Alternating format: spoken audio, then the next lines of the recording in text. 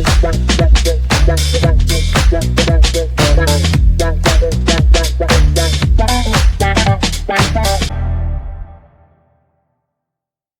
right, let's jump into another deep dive.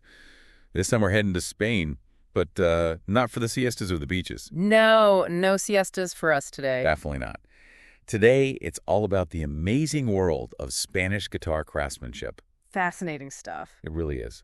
You know, our listeners have sent in some really cool excerpts from, well, it's called Curso de Luthier de la Guitarra Española. By Sebastian Melanchon Sanchez, a classic. It is, and we're so excited to kind of dig into it with everyone today. I think what's really amazing is just how much goes into making one of these instruments. I mean, you're talking physics, you're talking artistry, tradition, and all that coming together to create something that just makes, beautiful music. Yeah, it's true. We're really on a mission here to understand what makes a high-quality Spanish guitar so special. Absolutely. Both the technical side and, of course, that aesthetic beauty. Right. It's like, peeking behind the curtain of a magician's show. I like that analogy. But instead of illusions, we're dealing with, wood and sound waves. Yeah, and this source, it starts off by breaking down the anatomy of the guitar, which I think is a great place to start. Yeah, makes sense. You've got your familiar parts, the neck, the body, the headstock. Right, the basics. But it's the soundboard, or what they call in Spanish, the tapa armonica. Oh, I love that. Tapa armonica. Yeah, that's really the star of the show. It's like the beating heart of the instrument. Okay, so the soundboard is where the magic happens. Exactly.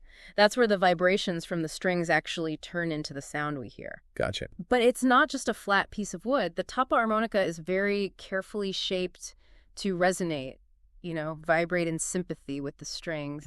Think of it like a trampoline, Mm-hmm. A flimsy one won't give you much bounce. Right. But a really tight, well-stretched one, it's going to amplify your jump. Okay, so it's all about that resonance. Makes sense. Exactly, and that's where the science comes in. It's not just about slapping pieces of wood together. Right. So it's more than just woodworking. There's like a real science to it. Absolutely. The luthier, they're like acoustic engineers. They use their knowledge of wood and how sound travels to make that soundboard vibrate as efficiently as possible.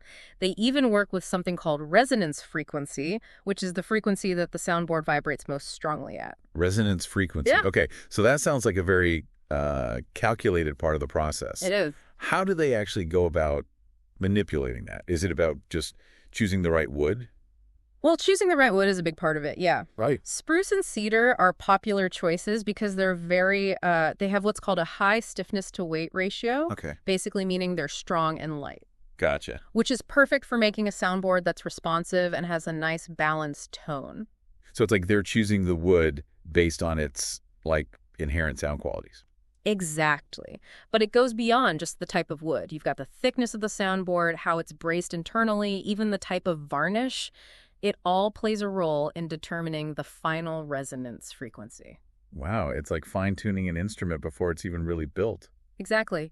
The goal is to ensure that soundboard is really singing within the range of frequencies that guitar is meant to produce. And that's what gives you that powerful sound that Spanish guitars are known for. That's exactly it.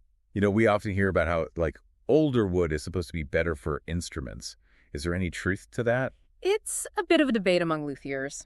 Some swear by it. Right. They say that as wood ages, it goes through a process called crystallization, and that makes it more resonant. Huh.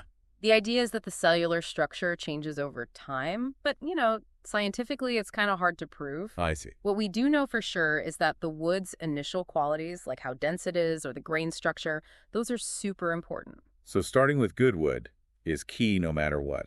Absolutely. Think of it like ingredients in a recipe. You can have the best chef in the world. Right. But if they're working with not so great ingredients, the dish won't be as good. Makes sense. Okay, so now I'm kind of picturing this guitar starting to come together. Uh-huh. We've chosen the wood, and now it's time to, shape it. Yeah, this is where the luthier's artistry and precision really shine. One of the most amazing steps is bending the sides of the guitar. They're called aros in Spanish. Aros. Aros. And that's what gives the guitar its iconic curves. That sounds so difficult. How do they even bend the wood without breaking it? It's a delicate process. They use these specialized jigs, which are like custom-made molds, to hold the wood in place. Then they apply heat very carefully to soften the wood fibers. I bet that takes, years to master. Oh, yeah. Bending the arrows really takes a deep understanding of wood and a lot of patience. You have to kind of read the wood, feel how it reacts to the heat and the pressure, and even the most experienced luthiers will tell you it's one of the most challenging parts of the whole process. So we've got the arrows, our curved sides. What's next?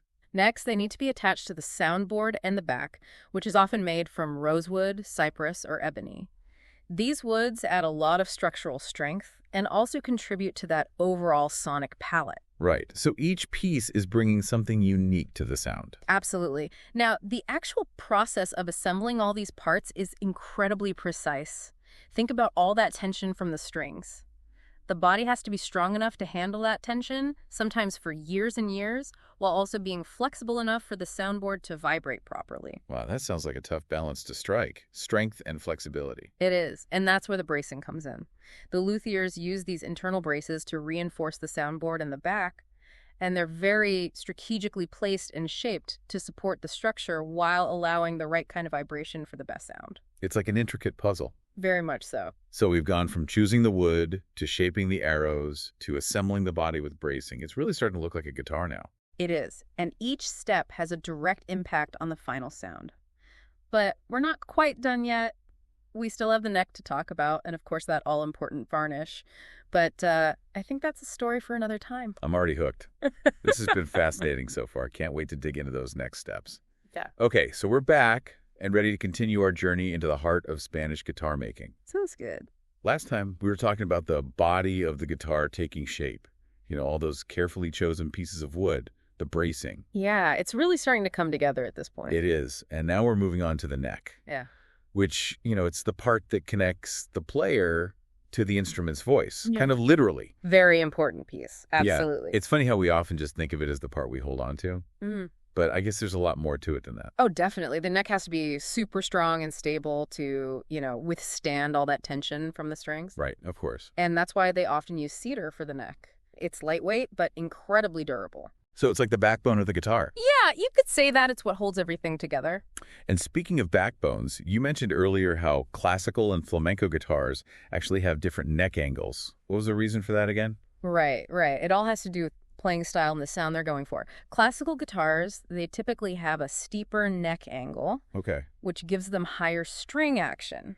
And that's really important for all those complex fingerings and that big dynamic range you get in classical music. So the higher action gives the player more room to, move their fingers around. Exactly. More space to work with. Gotcha. Flamenco guitars, on the other hand, they have a shallower neck angle, Okay. which means the strings are closer to the frets. And that makes it easier to do all that percussive strumming and those fast finger movements that you see in flamenco. So it's like each style has its own kind of ergonomic setup in a way. Yeah, exactly. And it really shows how every little detail is connected to the music they're making. It's pretty amazing. It is. So we've got the neck, and then attached to that is the fingerboard, which is where the player presses down on the strings. Right, the diapason. Diapason, love that. And the source we're looking at, it says that ebony is usually the preferred wood for that. Why ebony? Is it just because it looks cool? Well, ebony does have that sleek, dark look. It does. But it's not just about aesthetics. Ebony is really hard and dense, Okay. which means it can handle, years of friction from those fingers and strings without wearing down. Imagine if they used a softer wood. Yeah, it would probably get all messed up pretty quickly. Exactly. It'd be full of grooves and dents. But that smooth ebony surface lets your fingers just glide over the neck, which is, really important for playing fast and accurately. Makes sense. And then, of course, you've got those metal bars embedded in the fingerboard, the frets. Ah, yes, the frets. Essential for creating all those different notes. Right. Because they divide the fingerboard into, specific intervals. Exactly. When you press a string down behind a fret, you're shortening how much of it can vibrate. That changes the pitch. That's so cool. So it's almost like the frets are permanently tuning the guitar in a way. Yeah, I guess you could think of it that way. And getting those frets placed correctly is so important. It's incredibly precise. Yeah, I bet even a tiny mistake would mess up the whole thing. Absolutely. If the frets are even slightly off, the guitar won't be in tune. But these luthiers, they're masters of their craft. They use special tools and mathematical formulas to get those frets in exactly the right spot. It's amazing the level of precision that goes into every single step. Okay, so we've got the neck, the diapason, the frets. What comes next? Well, next we move up to the headstock. Ah, that's the beautiful part at the top of the neck, right? It is. And that's where you find the tuning pegs. You could think of it like the control center for the strings. That's where they're anchored and where you adjust their tension. Right, with those little knobs. Exactly. And the tuning pegs work together with the nut, which is that little strip of bone or plastic at the very end of the fingerboard. Okay. The strings pass over the nut and then wrap around those tuning pegs. And when you turn the pegs, you change how tight the strings are. And that's how you tune the guitar. Got it. Exactly. Now, the source mentions that the headstock is often seen as like the luthier's signature. Really? Yeah, it's where they can get a little more creative with the design. Interesting. So it's almost like an architect's, personal touch on a building. Yeah, that's a good way to put it. You see headstocks with all kinds of cool carvings and inlays and even unique shapes. It adds a lot of personality. That's so cool. So we've basically traveled the whole length of the guitar now, from the soundboard to the headstock. We have. It's been quite a journey. It really has. What's the final step in this whole process? Well, the last piece of the puzzle is the finish. And it's not just about looks. The finish protects the wood and actually affects how the guitar vibrates and resonates. Oh, wow. So the finish is more than just a cosmetic thing. It is. There are two main types of varnish they use on Spanish guitars: shellac and polyurethane. Okay, so break those down for me. What are the differences? Sure. Shellac is a natural resin, and it's been used for centuries. Oh, wow. It creates this beautiful, warm finish, and many luthiers believe it actually makes the guitar sound better. They say it allows the wood to kind of breathe. So it's the more traditional option. Yeah, definitely. But it's also more delicate than polyurethane. It needs more care. Polyurethane, on the other hand, is synthetic, so it's really tough and resistant to scratches. So it's more like the modern approach. Exactly.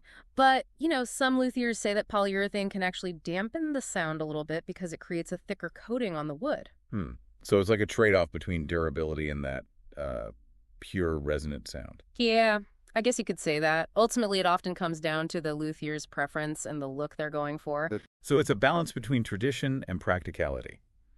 It's incredible how even the finish is such a carefully considered part of the whole thing. I mean, this has been so eye-opening so far. I'm glad you're enjoying it. And I can't believe we haven't even talked about the strings yet. Oh, right. The strings. They're often forgotten, but they're like the literal voice of the guitar. We can't leave those out. It's funny. We can talk about all this stuff like the wood and the construction and the varnish, but when you really get down to it, it's all about the strings. It is. It's the strings that actually make the sound. Totally. We often take them for granted, but they're really the connection. Yeah, like the interface between the player and the instrument. Yeah. They bring the guitar to life, That's true. And just like with everything else we've talked about, yeah, there's a whole world of variety when it comes to strings, right? Different materials, different thicknesses, tensions. So many options. They all affect the sound. Absolutely. The source we're looking at, it doesn't go too deep into string specifics, but it does talk about how important proper string tension is. Okay. Yeah, that makes sense. Too much tension and, well, you could damage the instrument, right? For sure. Too much tension can put a lot of stress on the guitar, make it hard to play, and yeah, even lead to damage over time. And what about if the tension is too low? What happens then? Well, you end up with a sound that's kind of dull and lifeless, The strings need that pull, that tension to vibrate, right? And to, create a clear, resonant sound. So it's all about finding the right balance. Exactly. It's finding that sweet spot where the strings just sing. You know what I mean? I do. Yeah. So there's an art to stringing a guitar properly, too. It's not just like slapping any old strings on there. It's definitely an art. Experienced players and luthiers, they know how to adjust the tension just right to get the best possible sound. Wow. It's amazing how every little thing we've talked about, from the wood to the strings, it all comes together. It all plays a role. It really does. I mean, it's incredible. What are some of your biggest takeaways from all this, from, diving deep into these incredible instruments? I think for me, it's that connection between science and art and tradition. Luthiers, they're not just craftspeople, they're artists and scientists. Yeah. They blend all this knowledge of materials and acoustics, but they also have this, intuition for how to create something beautiful, something that sounds incredible. And they're carrying on a tradition that's been around for, centuries? Hundreds of years. Yeah. But they're also pushing the boundaries, finding new ways to make these instruments even better. It's pretty inspiring, honestly. It is. It's about passion, dedication, Years of experience. And every guitar is like a testament to all that. Yeah, a testament to human creativity and the love of music. You know, it's funny. As we've been talking, I've been imagining that sound, Yeah. Spanish guitar filling a room, whether it's a flamenco solo or a classical piece. There's something so powerful about it.